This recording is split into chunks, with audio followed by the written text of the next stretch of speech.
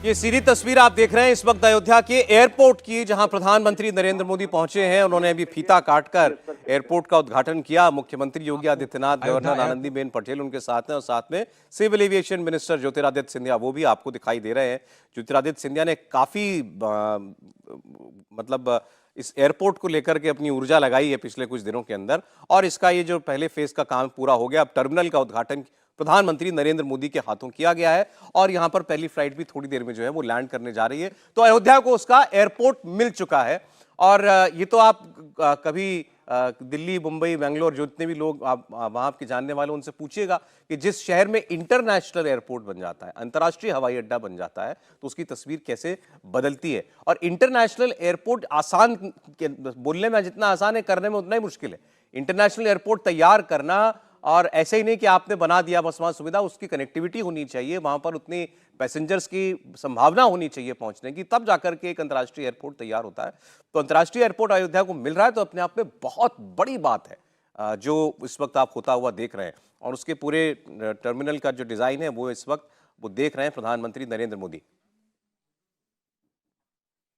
ज्योतिरादित्य सिंधिया उनको ब्रीफ कर रहे हैं इस एयरपोर्ट के बारे में, कितना काम हो चुका है, कितना काम लंबा चलेगा। इंटरनेशनल एयरपोर्ट का काम तो काफी देर तक, काफी वक्त लगता है उसको डेवलप होने में, लेकिन पहला फेज इस एयरपोर्ट का जो है वो तैयार किया जा चुका है। यह आप उस एयरपोर्ट का जो चित्र था वो इस पे दिखाई दे रहा था, एक मॉडल में वो दिखाई दे रहा है। रुचि के पास चलते हैं एक बार फिर हम। रुचि, अयोध्या को एयरपोर्ट मिला, वो भी इंटरनेशनल एयरपोर्ट। जी हाँ, देखिए, इंटरनेशनल एयरपोर्ट इसलिए भी अयोध्या में ज़रूरी है कि हिंदू जो विदेशों में रहते हैं वो अंतर्राष्ट्रीय फ़्लाइट से आएंगे, लेकिन साथ में बहुत सारे देश हैं जहाँ पे भगवान राम की पूजा होती है अलग अलग रूप में। आप थाईलैंड चले जाइए, आप बाली चले जाइए, बाली में तो भगवान राम की बहुत सारी मूर्तियाँ भी आपको वहाँ दिखाई देंगी। आप सूरीनाम चले जाइए, बहुत सारे देश ऐसे हैं जहाँ पे राम को पूजा जाता है। तो जाहिर है कि वो लोग वहाँ आपको रामलीला भी दिखाई देती हैं, अलग अलग तरह की वो लोग रामलीला भी करते हैं। तो जाहिर है कि अगर इंटरनेशनल एयरपोर्ट होगा तो राम को मानने वाले उनको आने में सुविधा होगी। तो इसलिए इंटरनेशनल एयरपोर्ट, हालांकि ये पहला फेज़ है, अभी इंटरनेशनल फ़्लाइट्स नहीं शुरू हो पाएंगी, उसमें थोड़ा टाइम लगेगा। 2027 तक ये एयरपोर्ट पूरा बन के तैयार हो जाएगा। लेकिन अभी ये देश को जोड़ेगा। अभी फ़्लाइट शुरू हुई हैं और फिर धीरे धीरे ये संख्या बढ़ती जाएगी। उनका कहना है कि अभी जो एयरपोर्ट जिस तरह का तैयार हुआ है उसमें 1 घंटे में 3 से 4 फ्लाइट, 5 फ्लाइट्स लैंड कर सकती हैं। इस तरह की फैसिलिटीज़ वहाँ पर शुरू हो गई हैं। अब एयरपोर्ट इतना सुंदर है, आपने तस्वीरों में देखा है उसको, आपको वहाँ भी सब भगवान राम ही राम दिखाई देंगे। अयोध्या राम की नगरी, एयरपोर्ट भी पूरा राममय है। जिस तरह से चित्र वहाँ अंदर उकेरे गए हैं वो पूरी राम कथा आपको दर्शाती है। एयरपोर्ट का बाहर का जो डिज़ाइन है, जो गुंबद हैं उसके, वो सारे गुंबद आपको ऐसा लगेगा सौरभ कि अयोध्या आ गए हैं, प्रभु राम की नगरी आ गए हैं। वहाँ पे पत्थर तो नहीं लगा है, पिंक सैंडस्टोन तो नहीं लगा है, लेकिन उसी कलर का बाहर आपको पूरा स्ट्रक्चर दिखाई देगा। कुछ उसी तर्ज पे जैसा मंदिर है उसी तरह का वो पूरा दिखाई देगा। तो जो शहर का विकास है, अगर शहर को आपको बड़ी धर्म नगरी बनाना है तो जाहिर है कि वहाँ अच्छा एयरपोर्ट भी होना चाहिए, वहाँ दुनिया भर से, देश भर की फ़्लाइट्स भी आनी चाहिए, अच्छा रेलवे स्टेशन होना चाहिए, अच्छी सड़कें होनी चाहिए, लाइट्स की प्रॉपर व्यवस्था होनी चाहिए, जो इंफ्रास्ट्रक्चर है वो मजबूत होना चाहिए। तो उसी को करने का काम यहाँ अयोध्या में चल रहा है। तो उसका आज आपको 2 चीज़ें दिखी हैं, एयरपोर्ट और रेलवे स्टेशन, और ये जो पथ बनाए गए हैं उसका भी उद्घाटन प्रधानमंत्री मोदी ने किया है। अब एयरपोर्ट के बाद जो जनसभा होगी उसमें बहुत तरह की सौगात न सिर्फ अयोध्या बल्कि यूपी को भी मिलने जा रही है। तो प्रधानमंत्री का आज का दौरा अयोध्या के लिए तो बहुत ही मायने रखता है, क्योंकि जो यहाँ के रहने वाले लोग हैं या जो श्रद्धालु हैं जिनकी आस्था है भगवान राम के लिए, उनके लिए आज का दौरा बहुत अहम है कि प्रधानमंत्री मोदी, और आपने देखा कि किस तरह से लता चौक में उतर के प्रधानमंत्री मोदी ने जो वहाँ काम हो रहा है उसको देखा है। लता मंगेशकर के भजन, वो जो लता चौक है जहाँ प्रधानमंत्री मोदी आपको नीचे गाड़ी से उतरते हुए नजर आए थे, वहाँ पे पूरे टाइम आपको लता मंगेशकर के भजन सुनाई देंगे। तो जो श्रद्धालु आते हैं उनके लिए भी एक वो बड़ा केंद्र बन गया है। तो अब एयरपोर्ट का उद्घाटन हो रहा है, उसके बाद जनसभा करेंगे प्रधानमंत्री मोदी। सौरभ जी रुचि, और अब देखिए आज ये जितने काम हुए हैं इस सब में आपको एक प्लानिंग नजर आएगी, और ये प्लानिंग कहाँ होती है, कितनी डिटेल में होती है, ये आपको पता चलेगा। कि राम का मंदिर बन रहा है, भगवान राम का मंदिर बन रहा है, चलिए ठीक है। उसी वक्त सोचा गया कि यहाँ कितने लाख लोग पहुंचा करेंगे, एक दिन में कितने लोग आया करेंगे, कहाँ ठहरेंगे ये लोग, सड़कें चौड़ी करनी पड़ेंगी। तो फिर वहाँ जैसे अभी बता रहे थे कि पवन बता रहे थे कितने होटल बनाने के लिए जो है लैंड पार्सल्स वो दे दिए गए हैं। एयरपोर्ट बनाना पड़ेगा हमको रेलवे स्टेशन की कैपेसिटी बढ़ानी पड़ेगी।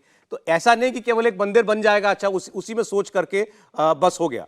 उसके साथ साथ आपको वहां पर पहुंचने वाले लोगों के लिए और क्या क्या देना पड़ेगा सरकार को, वो कब सोचा गया होगा, जो आज एग्जीक्यूट होता हुआ आप देख रहे हैं। हर्ष जी, देखिए, इसमें एक बड़ी महत्वपूर्ण बात है कि एक तो ये है कि होटल होगा, एक तो होगा कि उसके साथ जुड़ी सुविधाएं होंगी। लेकिन अयोध्या आप एक तरह से कहें कि इंटरनेशनली भारत के एक बड़े स्पिरिचुअल जो आध्यात्मिक केंद्र के तौर पर देखा जाएगा। यही वजह है कि भारत के हर राज्य के लिए, यानी कोई भी सरकार है तो जैसे आप दिल्ली में जाते हैं तो हर राज्य का अपना एक भवन है, आप चाणक्यपुरी की तरफ चले जाते हैं तो दूतावास हैं, सबके अलग अलग जो एम्बेसीज हैं वो आपको उनके कार्यालय दिखते हैं। अयोध्या में लगभग दुनिया के अधिकतर देशों के लिए छोटी बड़ी जमीन अलॉट की जा रही है, हर राज्य के लिए जमीन अलॉट की जा रही है। अयोध्या में 3000 से अधिक मंदिर हैं, जो मतलब कल्पना नहीं होती है लोगों को, लेकिन अगर आप पंचकोसी परिक्रमा में घूम लें एक बार तो आपको लगेगा कि ये तो मंदिर ही मंदिर है। यहाँ 3000 से अधिक मंदिर हैं, उनसे जुड़े हुए अखाड़े हैं। जैसे आपको हरिद्वार में, जैसे आपको प्रयागराज में, उसी तरह से आपको अयोध्या में भी निर्मोही हो, निर्वाणी हो, बैरागी हो, मतलब हर अखाड़े का एक केंद्र आपको मिलेगा। इन सारे केंद्रों को भी उसी तरह से ठीक किया जा रहा है, और उसके जरिए होगा क्या कि एक बड़ा वर्ग है जो इनसे जुड़ा हुआ है, वो नियमित तौर पर आएगा, उनको उस तरह का इंफ्रास्ट्रक्चर तैयार करके दिया जाएगा, और उसके इतर जो लोग इन लोगों से नहीं जुड़े हुए हैं वो जब अयोध्या जा रहे हैं तो उनके लिए एक अलग इंफ्रास्ट्रक्चर की योजना तैयार की जा रही है। मैं बिना किसी हिचक के कह सकता हूं, आधुनिक भारत में ऐसा काम शायद ही कहीं हुआ हो, और उसके पीछे अंदर से भरोसा है। प्रधानमंत्री नरेंद्र मोदी को, राष्ट्रीय स्वयंसेवक संघ को, श्री राम जन्मभूमि तीर्थ क्षेत्र न्यास को, जो अपना दफ्तर आज तो न्यास के तौर पर अभी शुरू कर रहा है, लेकिन जब राम मंदिर आंदोलन के तौर पे कारसेवकपुरम में एक मंदिर है, वहीं पे शिलाएं रखी थी, उसमें दिन रात अखंड रामायण पाठ वहां चल रहा है। जब से आंदोलन शुरू हुआ, आप कल्पना कीजिए जरा, उनका क्या भरोसा रहा होगा। वो शिलाएं काली पड़ गई थी, उसको नए सिरे से चमकवाया गया, और चूंकि जो नया मंदिर था उसमें वो नहीं हो सकता तो उसको दूसरी तरह से उपयोग किया गया। तो आप उनकी भी कल्पना कीजिए, कितने लोगों की अंदर की जो बलवती भावना थी उसका प्रमाण है, और उसको पूरी तरह से नरेंद्र मोदी धरती पर अवतरित करते दिख रहे हैं, यानी उसको साक्षात तौर पर कर देते हुए दिख रहे हैं। कल्पना तो हर कोई कर सकता है कि ऐसे अयोध्या हो, और उसमें मैं बार बार ये जोड़े बिना नहीं बात खत्म कर सकता। योगी आदित्यनाथ का उत्तर प्रदेश के मुख्यमंत्री पद पर रहना, वो दीपावली मनाना, वो अयोध्या के लिए अलग से, आज कोई भी सरकार की योजना होती है तो उसको अयोध्या उसके केंद्र में है, काशी उसके केंद्र में है। जो धार्मिक स्थान है जिनसे उत्तर प्रदेश की पहचान है, जिनसे देश की पहचान है, वो आज उस तरह से दिख रहे हैं। ये तो लगभग एक नया शहर बसाने जैसा काम हो गया, उतना बड़ा काम हो गया। एक छोटी सी जानकारी मैं दे दूं समीर जी को, अभी मैं वो कहना जरूरी समझता हूं। एक मुंबई का बहुत बड़ा रियल एस्टेट ग्रुप है, और मैं तो अखबारों में ध्यान देता हूं, विज्ञापन पर भी हम लोगों की नजर जाती है। वहां वो ग्रुप मुंबई में भारत का सबसे बड़ा टावर उसने बनाया। उसके 2 प्रोजेक्ट हैं। एक प्रोजेक्ट है जो गोवा में बना रहा है, वो लग्जरियस प्रोजेक्ट है, बहुत महंगा प्रोजेक्ट है।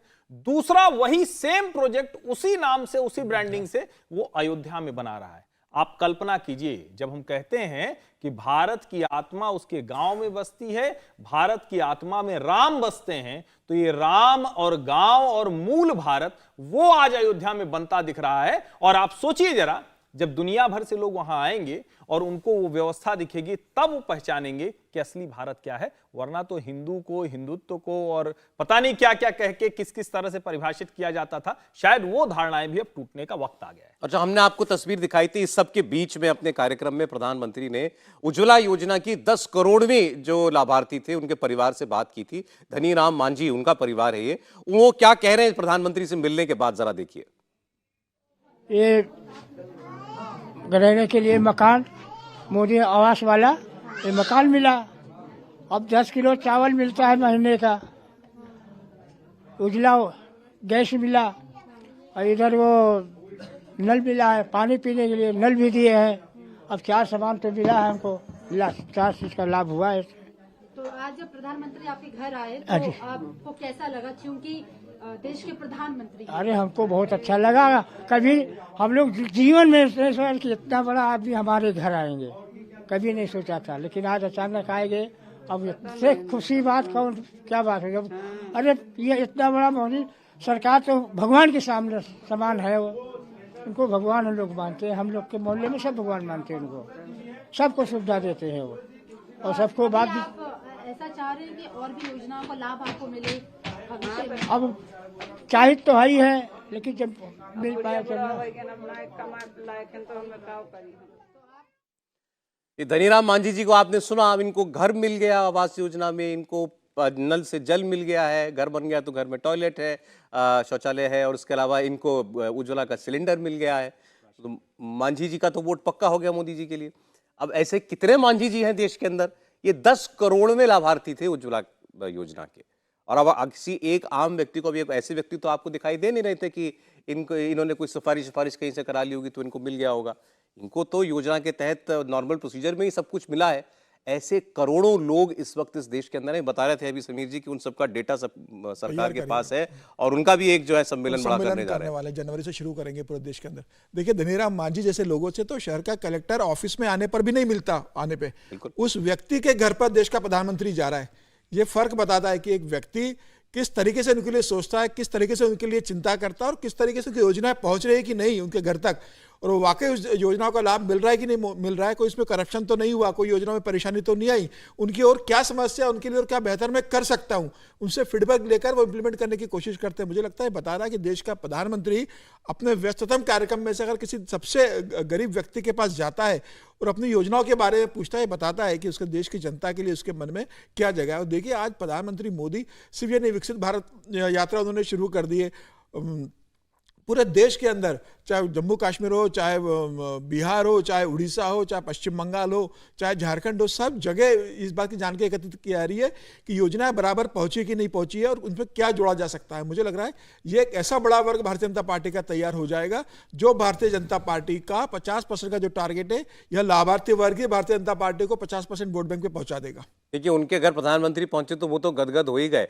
लेकिन जिस तरीके से वो बता रहे थे कि घर मिल गया, घर में टॉयलेट मिल गया, गैस का सिलेंडर मिल गया, पानी मिल गया, नल लग गया, घर 10 किलो चावल मिल रहा है, राशन मिल रहा है, उसको भी गरीब आदमी को और क्या चाहिए, क्या यही सुविधाओं के लिए तो तरसता रहा वो। देखिए यही कनेक्ट है प्रधानमंत्री नरेंद्र मोदी का आम लोगों के साथ, और ख़ास तौर से इस कनेक्ट से आगे मैं आपको बताऊं, मैंने तो थोड़ी देर सरकार के साथ कुछ समय काम भी किया है एक विभाग में, तो मैं जानता हूं किस मेटिकुलस तरीके से किसी भी योजना को फॉलो किया जाता है।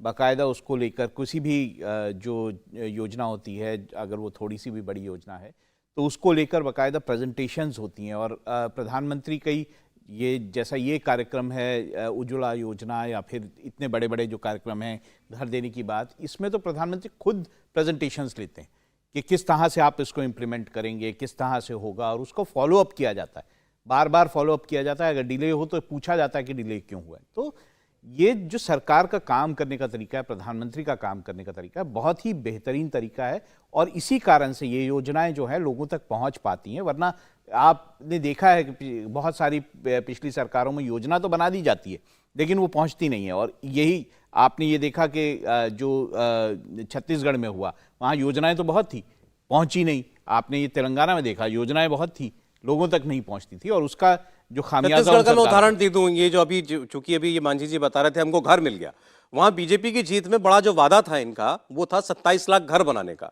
वो घर अलॉटेड घर थे, बन जाने चाहिए थे, बस वही कि वहां दूसरी पार्टी की सरकार है, केंद्र में दूसरी पार्टी की सरकार है, उन्होंने लिस्ट नहीं दी, इन्होंने कहा आपने हमको इसी बस मामला टलता रहा, लाखों लोगों का घर नहीं बन पाया। मैं यही बोल रहा हूँ ना कि देखिए जो योजनाएं केंद्र सरकार ने चलाई हैं उसकी मॉनिटरिंग की जाती है, अनलेस एंड अनटिल कि जो राज्य में किसी और की सरकार है वो जानबूझ के जो है इम्प्लीमेंट नहीं होने दे।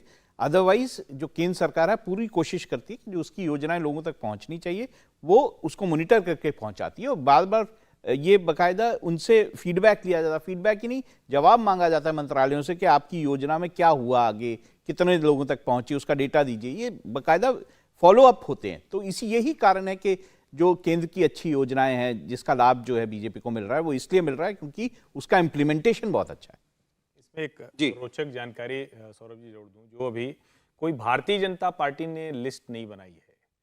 2011 की जनगणना में जो लोग, जिसको हम कहते हैं ना कि नीचे से आप गिनती करना शुरू करते हैं, वही वाली सूची है जो इस सरकार के पास है, क्योंकि जनगणना के आधार पर ही ये सब तय होता है। उसमें जाति भी नहीं गिनी गई।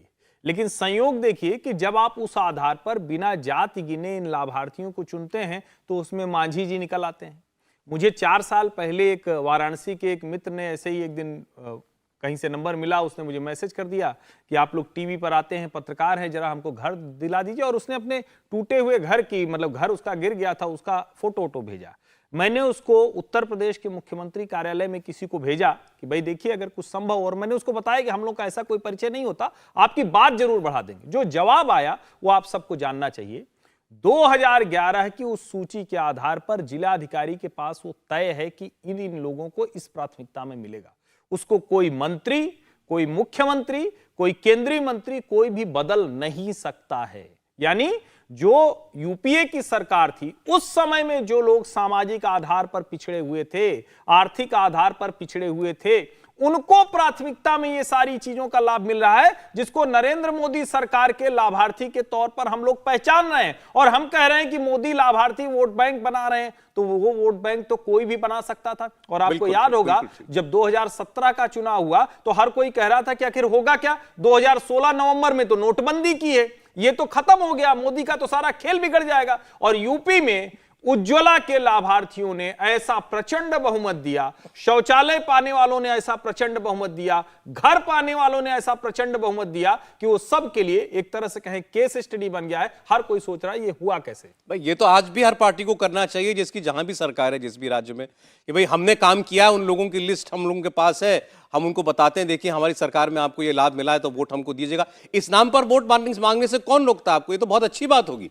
अभी जरा देखिए मैं राजस्थान की एक बात बताता हूँ। राजस्थान में बहुत अच्छी योजना थी हेल्थ की, लेकिन जब आप उसका डेटा देखने जाते हैं तो आपको डेटा नहीं मिलता। अध्यक्षगण और अयोध्या नगरी में उपस्थित समस्त जनता जनार्दन को मेरा प्रणाम। आज का दिवस मेरे भाई और बहनों एक ऐतिहासिक दिवस है। वो दिवस है जिसके लिए हजारों सालों से इंतजार था। वो समय निकट आ चुका जिस समय में प्रधानमंत्री नरेंद्र मोदी जी का जो दृढ़ संकल्प था, उस संकल्प के आधार पर हमारे सूर्यवंशी अयोध्या नरेश भगवान श्री राम की दोबारा पुनः स्थापना, प्राण प्रतिष्ठा 22 जनवरी को अयोध्या नगरी में की जाने वाली है। और उसी के तारतम्य में, उसी सोच और विचारधारा के साथ अगर अयोध्या को भारत के मानचित्र पर नहीं विश्व के मानचित्र पर लाना है, जो प्रधानमंत्री जी का संकल्प है, तो आज प्रधानमंत्री जी उपस्थित हुए हैं केवल रेल की सुविधा के साथ नहीं, लेकिन एयरपोर्ट की सुविधा के साथ साथ, ताकि देश की एक एक जन जन इस अयोध्या नगरी के साथ जुड़ पाए। और यही एक सोच विचारधारा है भारत की अमृत काल की इस पीढ़ी पर, जहां भारत एक तरफ एक आर्थिक नक्षत्र की तरह उभर रहा है, तो दूसरी तरफ भारत प्रधानमंत्री जी का संकल्प है कि आध्यात्मिक नक्षत्र की तरह भी उभरे। चाहे देवघर का एयरपोर्ट हो, कुशीनगर का एयरपोर्ट हो, अयोध्या धाम का एयरपोर्ट हो, चाहे मेरे राज्य में महाकाल लोक का निर्माण हो, केदारनाथ बद्रीनाथ का निर्माण हो, काशी विश्वनाथ का निर्माण हो, भारत आज विश्व पटल पर एक आध्यात्मिक शक्ति के रूप में प्रधानमंत्री जी के आशीर्वाद के आधार पर उभर रही है।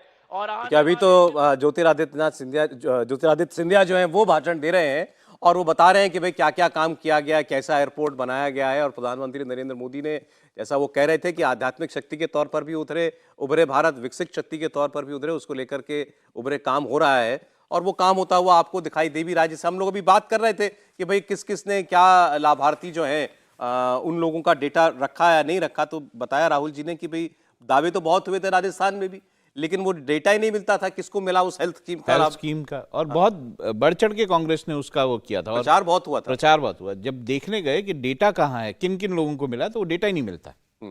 तो ऐसे में अगर आप इस तरह से स्कीम को लागू क्योंकि करेंगे, लाभ मिला है तो वो तो सरकार के पास डेटा होगा ही होगा। बिल्कुल होना चाहिए। नहीं, इसका मतलब है कि लाभ नहीं मिला है ना। सीधी बात। कागजों पे मिला है, पैसा अंदर हो गया है।